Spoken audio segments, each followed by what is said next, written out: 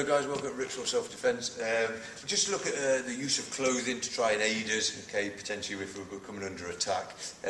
Maybe it's a hooded top, okay, it's quite an ideal bit of clothing to grab hold of and utilise to defend ourselves.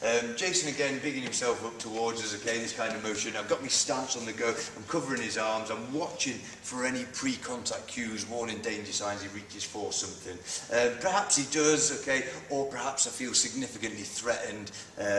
So as an option perhaps, okay, just simply taking hold of the hood, okay, taking hold of it at the sides and pulling it in towards and then down towards his face, okay, trapping his head, okay, and then driving the knee directly onto the bridge of his nose and his chin.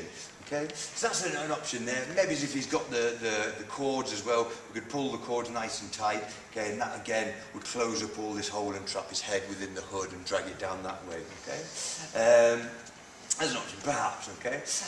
Other methods of it, again, utilising clothing, perhaps, okay, gripping hold of it and driving the clothing up over his face as opposed to pulling things down over, okay. So taking hold of his clothing and wrenching it up and over, dragging it down to the face there. And now from this position, I've got him pretty well cornered and solid, okay, on the floor there, okay.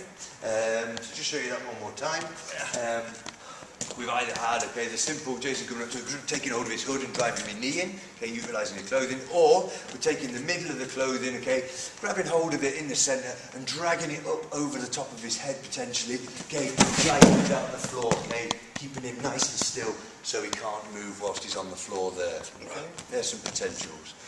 Clothing potentially can also be used okay, as a turning method, okay, as we start to, Jason comes towards again, starting to twist and turn and using this, pulling and pushing, okay, to aid as into potentially a choke, okay, maybe it's the rear naked choke under that context, if multiples perhaps, okay, I can grab hold of clothing and I can pull round so I can manipulate Jason's body, okay, where I want him to go. Okay, grabbing hold of skin, it can be slippy, it can be sweaty, okay, it can be hard to grab hold of, but things like hoodies, big coats, potentially very, very useful to use. So what we had there, nice and simple, my hands are up, okay, I've got minimal distance to travel if he does something. Jason's reaction time is quite slow now because his hands are there. I've got the simple grab round his hood, dragging it down for potential strikes, okay.